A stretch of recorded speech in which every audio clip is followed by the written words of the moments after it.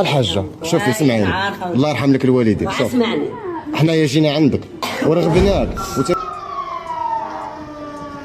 اذا ربما باقي منزل اخر يحاولوا يجيبوا. الله الله الله الله الله يا ربي، الله يا ربي، الله.